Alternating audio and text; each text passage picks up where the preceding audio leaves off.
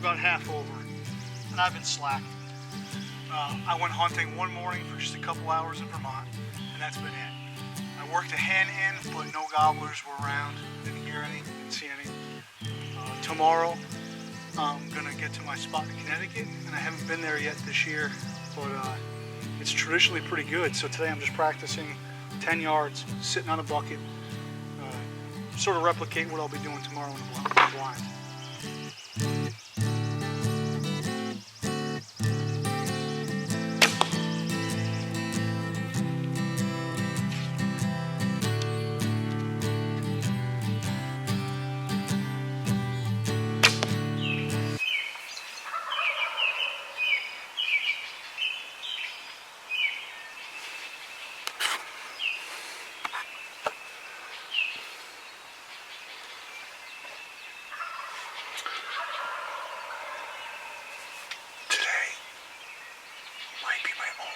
Season to turkey hunt.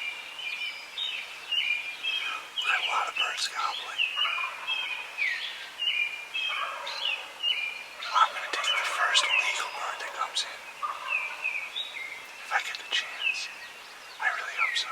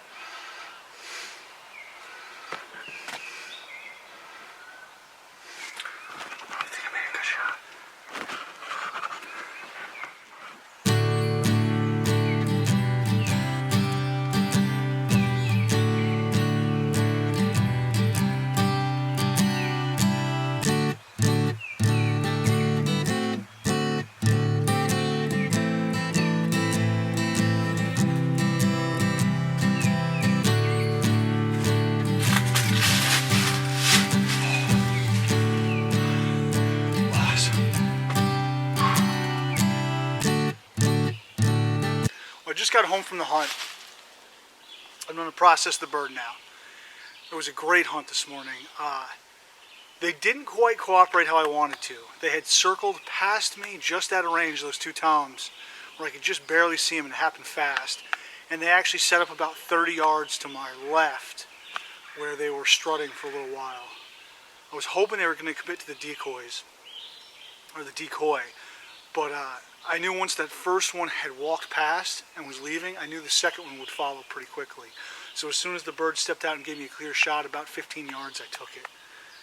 Hopefully I got it on film. I haven't checked yet. I didn't zoom in on him, I know, because it happened kind of fast. Traditionally, I get them to walk right down that logging road, and I can usually take them at 5 yards. So that's what I was hoping for today. As you probably heard, I'm not the best caller,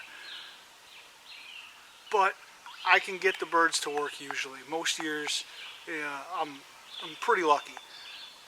I found if you're not a really good caller, then your setup is even more important. I know from experience on that property that the birds like to use that area. It's sort of a Y in like an old wood road, and the birds like to walk up and down through that area, and they roost just across the field. So I just set up there. In the past, I've actually had birds come into me long after I stopped calling, and I was half asleep, at 9:30 in the morning, come right down the logging road and puff up on my decoys. So if you're not a good caller, have a great setup. Past 2 years, I've been following Hank Shaw and some of his recipes. And Hank has a couple great recipes for turkey legs. One of them being turkey carnitas. And we do a lot of tacos and burritos and things like that, my wife and I. So this is perfect for that, and it's absolutely delicious. It's slow cooked turkey legs. They fall apart tender.